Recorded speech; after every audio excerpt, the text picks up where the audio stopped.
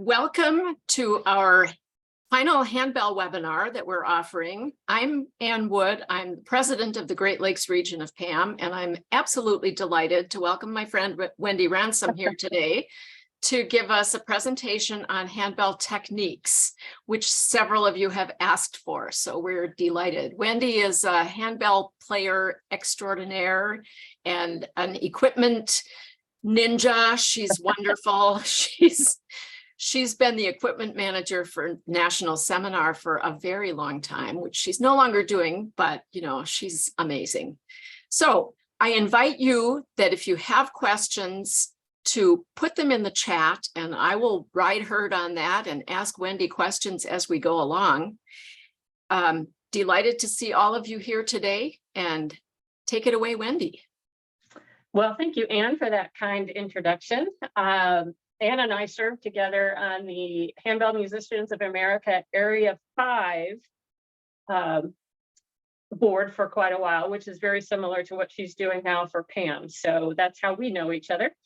And I'll start off by telling you just a little bit about myself. I have been playing handbells in one way or another for the majority of my life. I have over 40 years of experience ringing. I started as a young girl in my church. My mother used to take me to her handbell rehearsal, and that was back in the day when there was no babysitting at church or anything fancy. And she would just say, sit here in this classroom and color or whatever activities she brought for us for the afternoon. And I developed a love of handbells at that time. And when I was able to join the youth choir, I did, and have been ringing pretty consistently ever since I was 14. There were a few years there when I didn't have access to a choir. I'm currently ringing with Queen City Bronze, which is an auditioned handbell ensemble here in Cincinnati. And we have been together for, I think 15 years now. I have directed handbells on and off for 15 years. And like some of you, I'm guessing you were thrown into directing handbells because there was a need at your church or maybe your school. And that was how I came to it. I was at a church where they had just bought bells. The music director at the time had a full slate, noticed that I seemed to know what I was doing with the handbell, and asked me to direct the choir. And I said, whoa, wait a minute.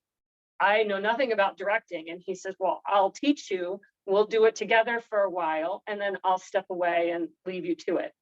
I am a teacher by degree, although I haven't taught for a number of years now. I have done other things with that teaching degree, and directing kind of came naturally. But it is a learned skill, and I know many people often get thrown into it and don't necessarily have the knowledge about the instrument. Maybe they have been a choral director or a band director or some other kind of director, but handbells are a unique instrument and therefore can be kind of scary, even if you've got a lot of directing experience. I served on the Area 5 board for, I think, 5 years. I don't even remember, Anne. That was seemingly so long ago, and it was a long term because I picked up someone's term and then filled out my own term. But I have a lot of experience in working with events and managing handbells from the what I'll call the backstage aspect. I have been the equipment manager for Handbell Musicians of America's National Seminar for 10 years. So if you got any questions offline about how to manage equipment for an event, I can certainly help you in that department as well. So today what we're going to cover are the stopped sounds, not having anything to do with a mallet. So we're going to talk about how to correctly perform the technique, how to identify the technique in the music, how to execute the technique in practice, and then also a little bit on how to teach the technique. One thing that I find very important when working with any kind of small group in an instruction setting is to understand the kind of learners that you have in your group. You want to understand if you have visual learners, people that see something and, sorry, I'm having trouble reading my notes and my glasses at the same time. Visual learners are people that say, just show me how to do it. They want contact. They don't want a lot of words. They want to watch you with their eyes. They're visual learners, and they want to learn how to do things from there. Auditory learners are best when told how to do something. They like the words. They like auditory cues, and they can be very chatty people. So that's one way to identify that you have an auditory learner. If they're one of these, they like to talk, talk, talk, talk, talk, then they're probably learning through vocal. Kinesthetic learners are probably the ones who are dancing. They're the ones that are most likely going to move to the music. They will learn through the physical motion of moving their body and interacting with the instrument. They learn through the physical activity. There's probably ways to assess this. Personally, I think if you just kind of pay attention to your ringers, you will learn what kind of people you have in your group, and then you can teach things in different ways. It's often said that you have to do something 3 times in order to make it, to kind of save it, like saving on something on your computer. You have to do something 3 times in order to really lock it in. So when you're explaining things to your group, it's a good idea to try to explain things to meet these different learning needs. Everything that I'll be talking about today can be found in the Handbell and hand chime notation guide. This is an online resource available through Handbell Musicians of America.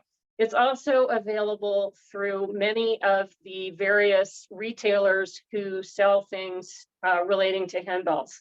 Jeffers is one that I know carries it. I believe Heights Handbells or Heights Music carries it. There are a number of places where you can find this information. If you don't already have one of these, I highly recommend that you seek it out. If you're a member of Handbell Musicians of America, it is a free download.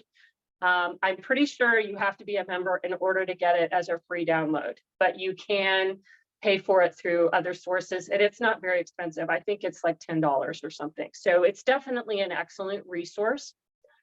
Another resource that I'm very fond of is it's a summary. It's a 1-page front and back. It's like a hard plastic notation summary guide that you can get hole punched and put in your ringers folders. That way, if they have a question, they can try to look it up and answer their own question instead of having to come to you all the time. It's a really good way to give them the responsibility for learning the notation in the music. Either one of these resources, I think that the hard plastic guide is like $2 or $3 a piece. So it's not a significant resource expense. You can actually also even download it, and you could laminate it, hole punch it. And there are a number of ways that you can get this information into the hands of your ringers. Okay, so let's jump into the stop sounds. We're going to start first with some of the quick and easy ones. I have 2 cameras going, so hopefully you can see me from the front here, and you can also see what my hands are doing down here on the table, and see what it looks like a little bit more closer up. So a ring touch is indicated in the music usually by the letters R, T. Sometimes it will have an asterisk by it and then footnote at the bottom. It'll say ring touch in full, the actual words. I'd say, in my experience anyway, I have no statistical analysis for this, that RT is the most common way that you're going to see it notated. The example that I've given you here is from Georgia on My Mind, and this is some advanced music. I apologize for that, but it's the music that I have available to me. This is some of the music that Queen City Bronze is playing right now. But for the purposes of understanding the technique and what to look for in the music, it will be very sufficient to our needs today. So you can see in the sample that I've provided, I've circled everywhere where the ring touch is indicated. So in these couple of measures, the ring touch is on beats 2 and sometimes on 4. So the ring touch is executed simply by ringing the bell quickly and damping it just as quickly. It cuts off the sound, but doesn't fully cut off the ringing. So you still get the ringing sound, but then choke it off very quickly. The key to this being successful is to keep the bell close to the shoulder so that it can be dampened quickly. It's not going to be much of a stop sound if you ring out here and then have to come all of this distance back to your shoulder. So keeping it close in right here, you can still honor the note value as it's written. And then again, like I said, just choke off the sound. In this particular piece of music, if you follow the bass line, you'll notice that on beat 1, there's the rung note. And then on the end of 2 is the ring touch. So you get a sound that's kind of, I'm going to switch bells here. That's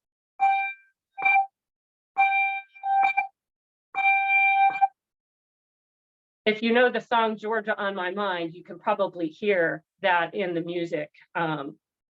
It gives it a nice, I'd say a jazzy sound to have the rung note value of the quarter note followed by the stop sound of the ring touch. The shake and the trill is our next sound, our next stopped sound. It is notated in a couple of different ways. Sometimes it will be notated over the music with the letters SK, short for shake, or probably just as often, you're going to see the squiggly line.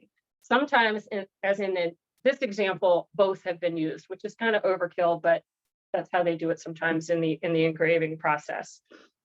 So the shake is simply the motion of causing the clapper to quickly go back and forth from the front of the casting to the back of the casting. That's a shake. The key to the shake is not to put the death grip on the handle. You want to let the bell loosely, hopefully you can see how that's rocking. See how these fingers here are loose, but I have made an OK sign around the collar of the bell. It's almost like putting on the seat belt. If my finger, my forefinger and my thumb are touching, that bell can rock back and forth. See how it rocks with the handle here is loose. So these 3 fingers have room. If you're trying to do this, you're not going to get a very solid shake. You'll get sound, it'll sound like a shake, but it won't be as fast. And you can do it with a larger bell just as well.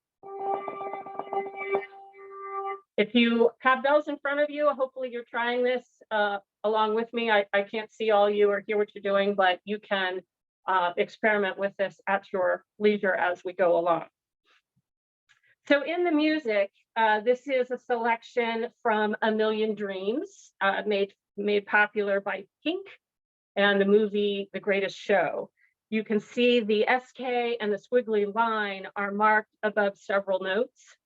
In this particular piece of music, they've also opted to include a bracket because they want to differentiate who is shaking from who is doing other things.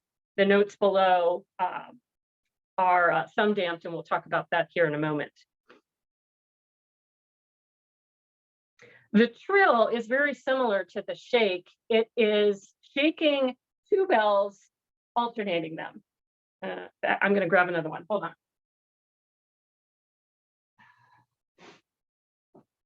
So I have 2 bells, and I'm going to alternate the shake. Instead of, you see the difference? They're going in alternating patterns instead of shaking together. So the trill is almost always going to be with 2 bells, probably 2 bells rung by the same person, but that's not 100% the case. There will be exceptions to that.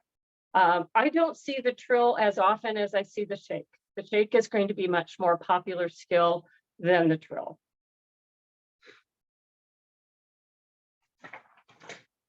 Okay, hand damp. Hand damp is another one that I would say is not as predominant in the majority of music. It is more a skill that's probably going to be used by your bass bell ringers. And I don't have easy access to really big bass bells, but I did bring a, what is this, a G4 with me to demonstrate the hand damp. It's just what it sounds like. You're going to ring the bell and you're going to use your hand to damp the sound. So picture a G3, a C2, one of those bigger bells where you need to fully dampen the sound. Sometimes that can be a challenge to get the sound stopped quickly by dampening it against your shoulder or on the table. So the hand damp is another way to ensure that the sound is stopped fully. The sound of the bell comes out from the casting. It doesn't come from the lip of the bell. It doesn't come from the clapper. It comes from the side of the casting. If you think about throwing a pebble in a pond and the subsequent rings that are created from that pebble, the sound waves come out of the bell in much that same manner. So stopping it with your hand is a very good way to ensure a quick and a stop sound. So a hand damp, in my experience, you're going to see often at the end of a piece on the last note where you want to get a ring touch kind of sound on a bigger bell. So it's the easiest and quickest way, again, to cut off or to choke off that sound and make sure that there is no bleed over of the overtones.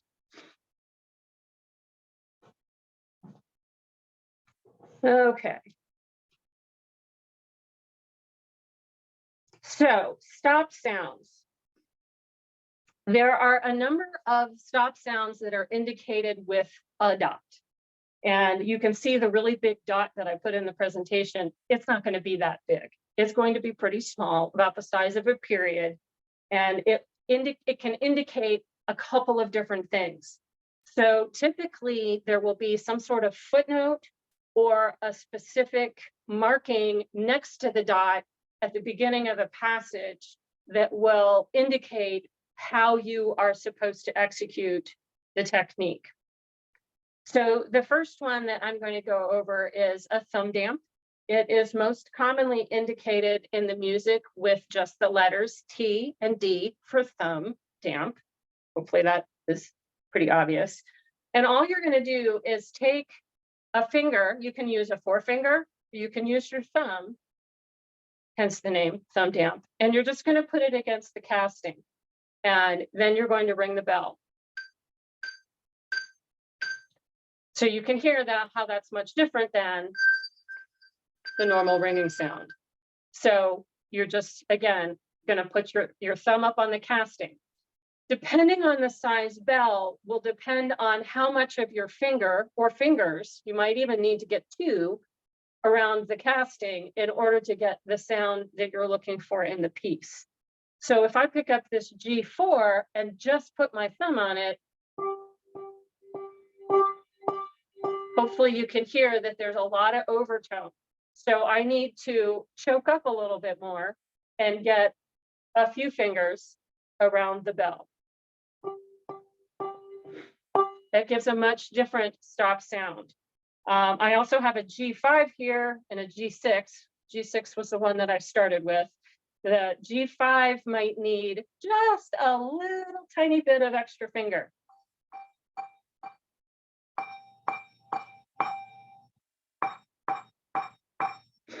So there's a little bit of director discretion when you're working with the thumb damp based on the piece that you have in front of you and in front of your group.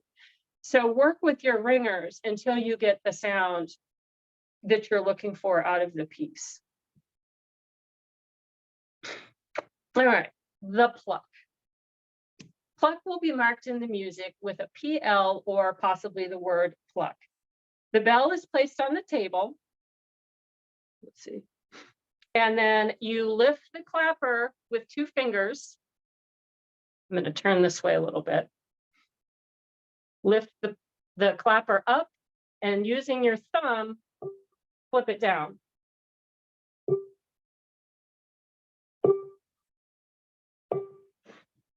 You don't need to hold the handle. You can do this one-handed. It can be more comfortable for the ringer to use a second hand to steady the bell, but there might be occasions where you have to do two. Plucking, shockingly, this can be argued. Sometimes your ringers will be like, it's easier if I do it this way. Just flip it up. Flipping it up can cause a double ring, and it's also not going to give you the same stop sound because this part of the casting is not on the foam. The foam is your friend here. The foam is helping you to create that muffled stopped sound. So plucking again, 2 fingers, lifting the casting, and then using the thumb to flip down the, I just lost my words, to flip down the thing. There is a thing called a tap pluck. Honestly, I've not seen this much in the music. It would be used more commonly, like if you were maybe needing to pluck a series of 8 notes. Pluck is often kind of maybe a rest pluck, or maybe plucking quarter notes. You're not going to see very often anyway 8 notes in succession. So you can do a tap pluck, which is simply just kind of using your thumb almost like a little hammer and pressing down on the clapper. Over here. To get that repeated plucking sound. But generally speaking, plucking will be done like that.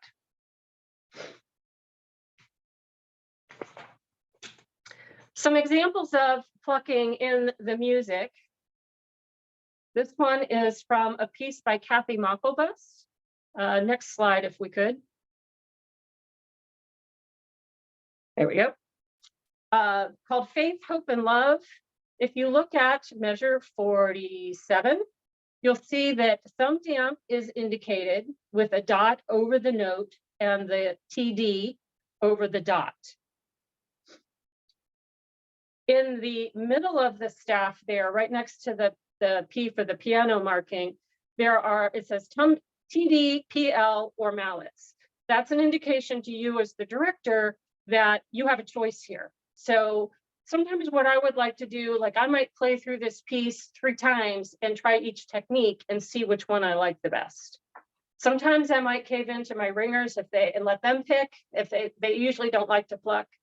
In my experience, most ringers don't like plucking. They would much rather thumb damp or mallet.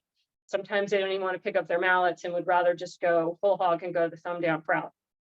You also would have the option as a director to have, for example, your treble bells might thumb damp and your bass bells, like say C5 on down, might be better suited by malleting. So that's kind of where the director's choice comes in.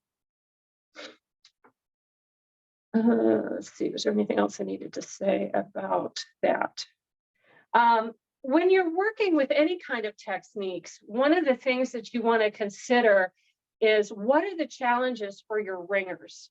Looking at this particular passage in my example, they are coming out of a section with 16th notes. That can be a challenge. They then have a series of Marts and Mart lifts in measure 43, which we're going to talk about here in a minute. And then they come through a section, measure 46, we've got more 16th notes, and then they have to switch from one technique to a different technique.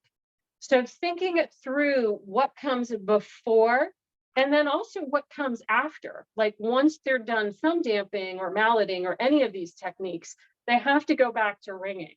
So transitioning in and out of a section with the stop sounds can be half your battle as much as executing the stop sound itself. So when you are doing your score study as a ringer or as a director, be sure that you're looking at where they've come from and where they're going in the music so that you can help them through those challenges. Okay. So next up, martellato is kind of the full name, or Mart as it's usually called, is the sound created by lifting the bell off the pad and then gently striking it horizontally against the foam. Proper padding is very important in this. If your padding is too thin or too squishy because it's old, that's something to consider when looking at the Mart as a technique, because over time, it could start to damage your bell if you have ringers that are regularly abusing the Mart technique. So you're going to lift the bell off the table no more than the width of the casting itself. My favorite expression is 2 tacos. Lift the bell 2 tacos off the table. So you're lifting up, and then you're coming down onto the padding with a little bit of force. You do have to put a little bit of muscle into it in order to get the sound that we're looking for. It's not a hammer. It's not a bend and whack motion. It is lifting it up and then pressing into the table. I like to think about punching my fist into the foam more so than hitting the bell into the foam. That shifts the force into the place that can take the force instead of this very expensive instrument that you have in front of you. So the full Mart is going to look like this. This is an articulation of the instrument, not a dynamic marking. One thing that tends to happen is the ringers get all excited when the Marts are coming. Oh my gosh, the Marts are coming. And they use a lot of force and they get all excited and then they come out loud. They're probably not going to be together. And it's just an up and a down. You can see how my arm is bending. Hopefully you can see me. Here, I'll do it with this arm. Is bending back a little bit, and then I'm punching into the table. You can almost practice it without the bell in hand. So it's just right here. If I have a passage of Marts, you can see how I'm leaning over the table a little bit just to even show you. It gives you a better position to be able to Mart in succession with multiple bells if you have that as a need in your music. The Mart lift is kind of the sister technique. The Mart and the Mart lift are both indicated first by a triangle pointing down, and then the Mart lift itself has a little arrow pointing up next to it. So that's telling you to Mart and then lift. So the Mart lift is, it gives you the stop sound combined with the ringing sound. The Mart lift, you can add a little bit of dramatic flair, I guess I'd call it, to the Mart lift, depending on the note value needed. So you can allow the bell to ring by lifting it higher, kind of scooping it into a traditional circle pattern like you would when you're ringing the bell in order to push that sound out to the audience. So again, that's a time where you have to consider the music itself and the sound that you're trying to accomplish, and then instruct your ringers to take those actions accordingly. Now, one important note, a Mart should not be used on any bells lower than a B3. The bells are too big. The pressure of hitting it into the table can crack your handle. Not once. Like if you do it once, is it going to break your bell? No. If you do it regularly, yes, you can cause enough stress on the bell that it's just not a good idea. You probably won't see it written in the music. I'm not aware of any of our current composers that would do such a thing because they know better. But that's just a good reminder that you don't Mart anything below a B3. Typically, you're going to switch to mallets and get a similar sound out of those very low bells. Okay, so looking at an example in the music, this is from How Majestic Is Your Name by Derek Hakes. And you can see the passage of Marts followed by a Mart lift. So we have 1 and 2 and, rest on 3, Mart on the and of 3, Mart on 4. And then in the next measure, we have 1 and 2 with a Mart lift on the and. So that might sound like this.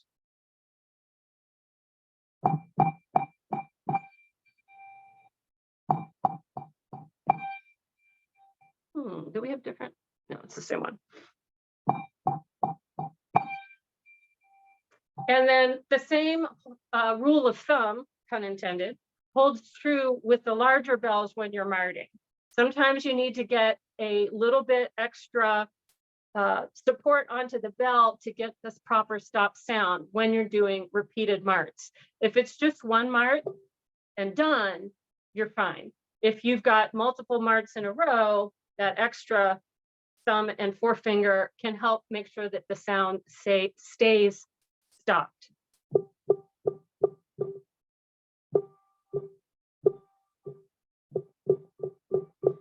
Repeated marts, the biggest challenge is that tends to be where people start to want to hammer. They want to do this. You want to try to avoid that. Make sure that each time they're lifting the bell with the casting and the handle horizontal to the table and just bringing it down into the padding.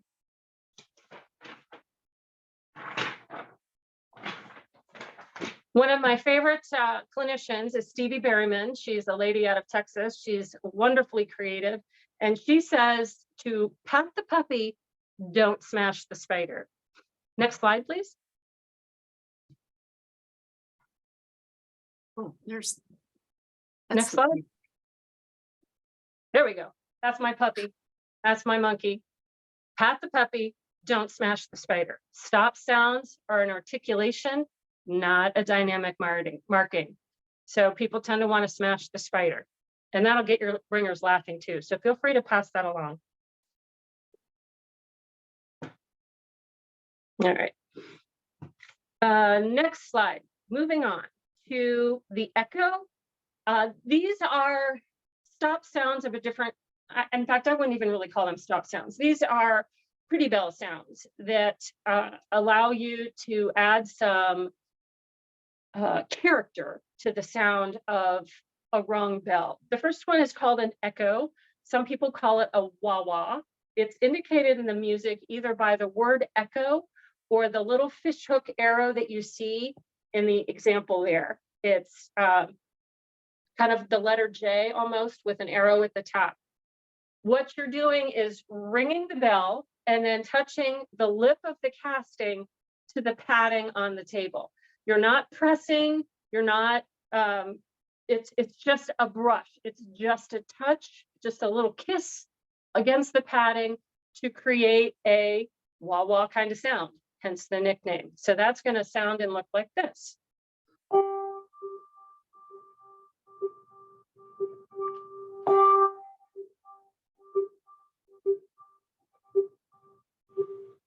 It gives a different character to the sound. Sometimes you'll see it like a random echo where you ring once and several bells, you just kind of touch in your own pattern.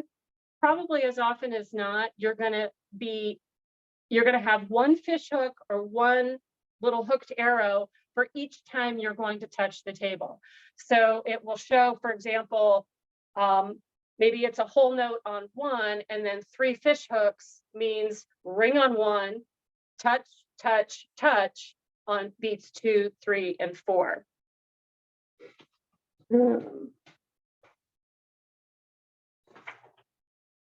I'll show you that example here in a second after we talk about the gyro.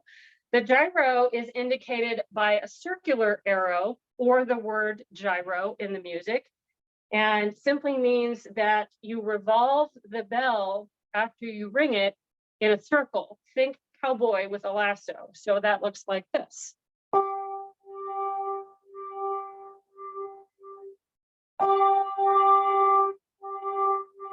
You can do it fast, you can do it slow. You can even do it like in a spiral. So you're coming down and then dampen on the table. You can dampen on your shoulder. You can stop the sound, basically any way that works. But it just kind of, it's another way to kind of give that vibrating sound wave or that echoey kind of sound. It's also a fun visual for the audience. It's something that looks different, because handbells, as much as anything, is a visual thing. You hear it, but you also watch much more than some other instruments. So then let's look at some examples in the music. Next slide, please. This is from one of my favorite bell pieces, Grazioso by Arnold Sherman. If you haven't played it, I highly recommend it. It's a pretty accessible level 3 piece, I believe. It's just gorgeous, absolutely a gorgeous, gorgeous piece. So in this particular piece, measure, looking at the top snippet there, measure 58, you'll see we have 2 fish hooks in that measure. So that is a ring, touch, ring again, touch again. When you get to measure 60, there are 1, 2, 3, 4, 5, there's 7 fish hooks. So in the span of those 8 beats, you're going to touch the table 7 times. So that, and then after that, measure 62, after that last fish hook, you just let it ring. So that might look like this.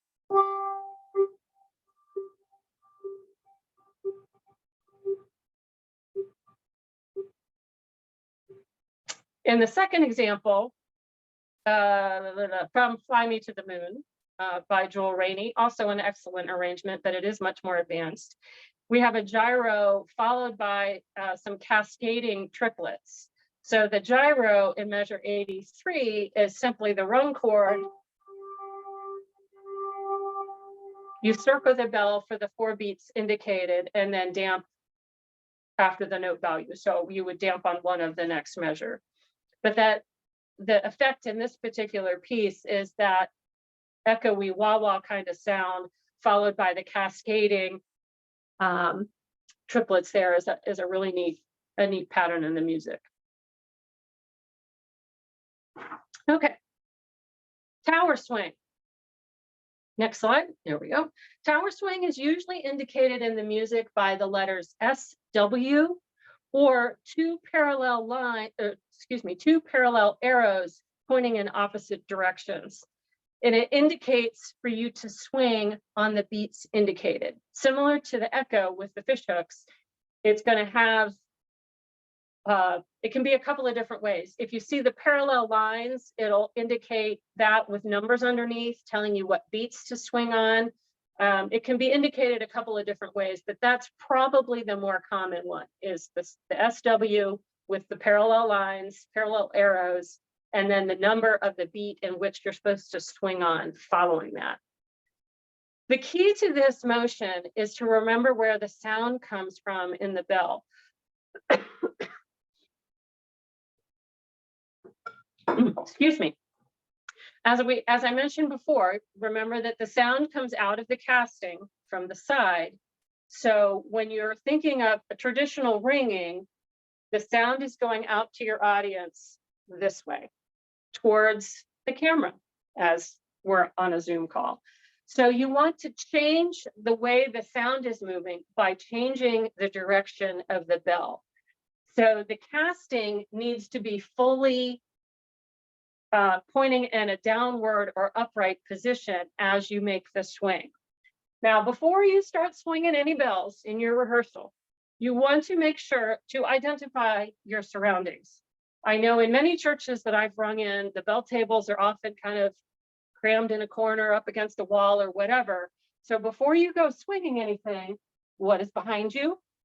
Here I have nothing. I have a wall that is, a good 5 feet away. What is beside you? Are other people next to you on either side of you? Are they also swinging? Because the last thing you want to do is go back to swing and clash into your neighbor who is also doing the same thing. That is not a good sound, not recommended for your bell. So the swing then looks like this. You just ring normally, So you're going to ring out in front of you. You're going to bring the bell down to your hip, no further, and back up. And you see what's happening to my casting. Hopefully you can see everything. I'll turn this way. Is the casting is ending up pointing down. By the time I get to my hip, the bell is pointing down. So it's right here.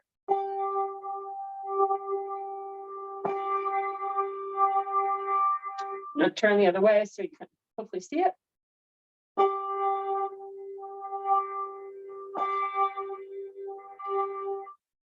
If you find yourself in a space where you're crowded with your fellow ringers on either side, or if you have a wall or maybe a second row of your choir is behind you, you can shorten that up. You can do kind of an elbow swing.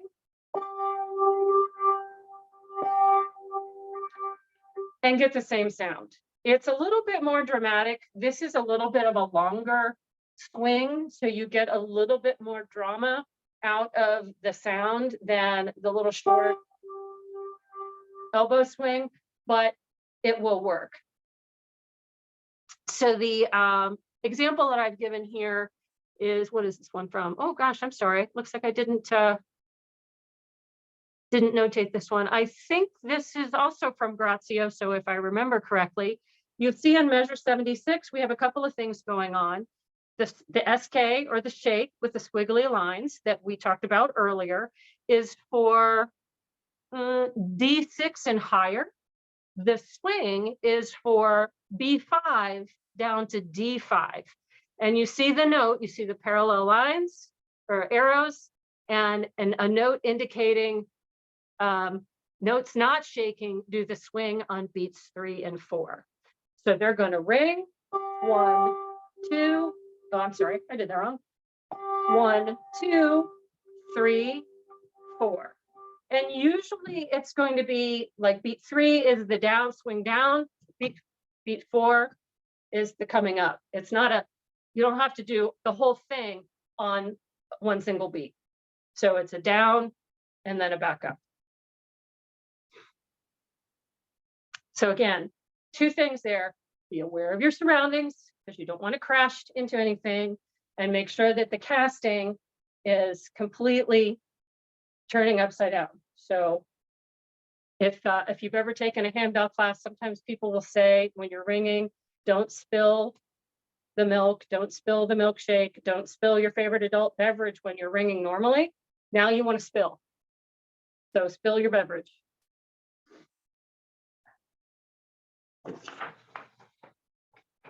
Okay, so those are the techniques.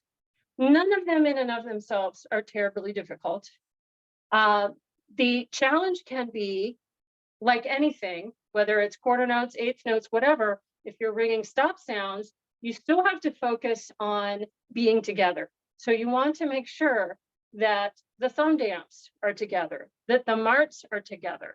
Getting marts together can be very challenging. So how do you teach that to your ringers? How do you work on those passages so that they're not frustrated and that they're learning good ringing in ways that aren't going to damage the instrument? My favorite thing to do, I wish I had like a great book that I could tell you, here, get this book. It has all these great exercises for stop sounds. I'm not aware of one. Many good resources out there will have sections on stop sounds. But my favorite thing to do, honestly, is to just adapt what they're doing in the music.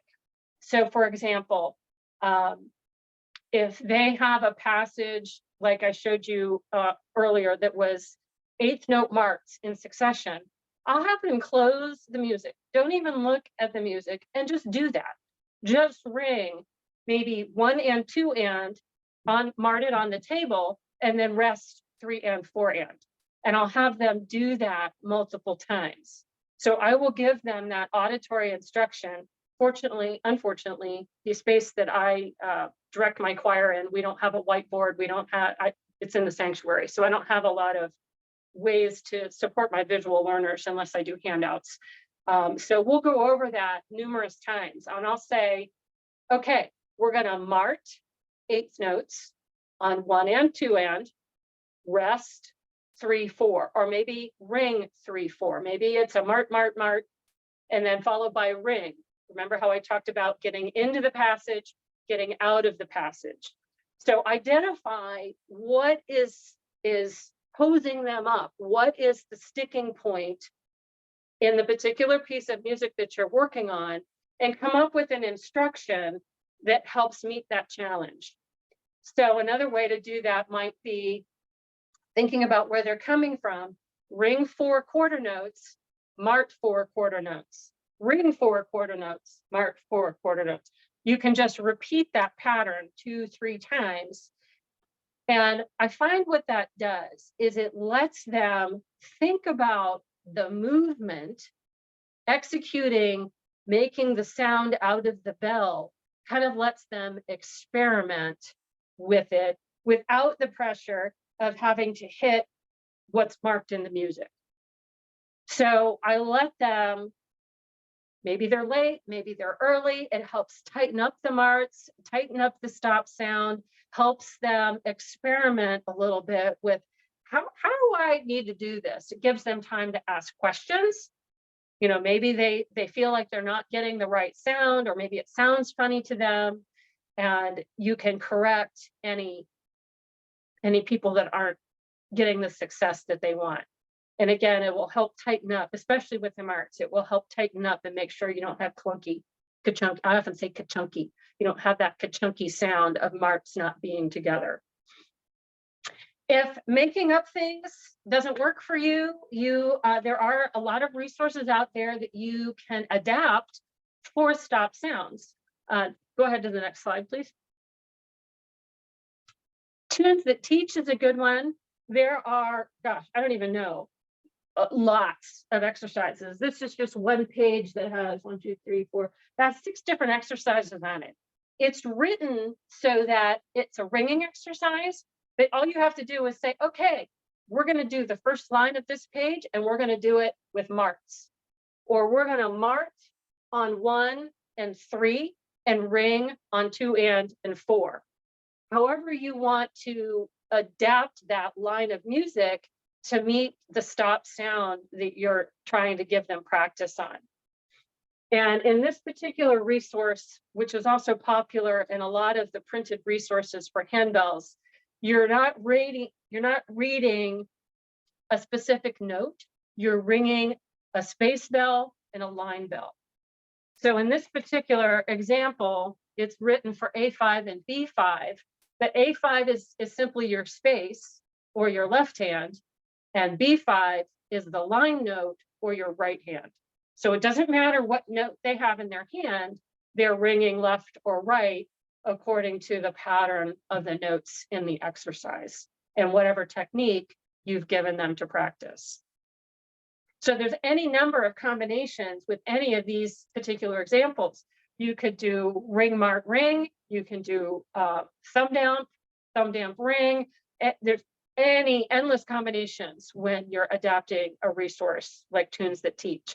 This one is also nice because it's reproducible, and it also works with a lot of different age groups. So if you have kids, if you have youth, if you have adults, these exercises will work well for pretty much any age. The book also has, if I remember correctly, it has some simple songs that you can ring, as well as rhythmic exercises of different types. So it's a very good resource. And I think there's a couple of different versions of it out now. I know there's one that came out not horribly long ago that's got some classical tunes that teach, as well as, I think this one has some, like kids songs in it, which again are fine for adults. They just are more popular probably with younger kids. Next slide. Another favorite resource of mine is Michael Keller's Developing Coordination Skills. There are 2 different books of this. There's Developing Coordination Skills, and then there's Advanced Coordination Skills. Both of these books are really good. The first one, it tends to, is similar to the Tunes That Teach. It has lines of exercises that you can work with for different note patterns, quarter notes with 8th notes, 16th notes, things like that. which again, you can adapt to suit your needs when you're working on a stop sound technique or pattern in the music. Using a resource, using something outside of the printed piece of music that you're working on can be very valuable because it takes the pressure off your ringer. If they're frustrated, if they feel like they're not getting it, giving them something different gives them a way to be successful and kind of simplify it a little bit. There's not as much to look at when you look at these exercises. They're one line, maybe two, and they're just much simpler, so it allows them to be successful. The advanced coordination skills does a little bit more with mixed meter. So if you have a piece that you're working on that has mixed meter as well as some stop sounds involved in it, that might be a good resource as well. But pretty much anything, any kind of printed exercise resource you can use simply by adapting it to meet the needs of the piece that you're working on. That is all I have. Are there any questions? Hopefully I didn't go too fast. I think you did a wonderful job. I Well, don't thank you. see any questions in the chat right now. Certainly, if anyone has any, they're welcome to post those. And many, many thanks to you, Wendy. That was an excellent presentation. Well, thank you. I've been ringing for 40 years myself, and you know, I learned something today. So I'm delighted that we had you with us. Well, thank you. And if any of those of you who are participating, if you think of things later on, my information is in the presentation. Feel free to reach out by email. If we need to hook up by phone, we can certainly make arrangements to do that. If you don't have somebody already that's serving as a mentor for your group, I highly encourage you to seek someone out.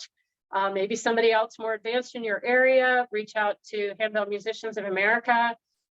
They can often connect you with somebody else in your area that can help you with the needs of your choir, because there's no reason to suffer in silence. If this is new to you, there are resources that can help you. Many thanks again, and thanks to those of you that are attending this webinar. We appreciate your participation, and we look forward to connecting with you again sometime in the future. Thanks again, Wendy. No problem. Thank you.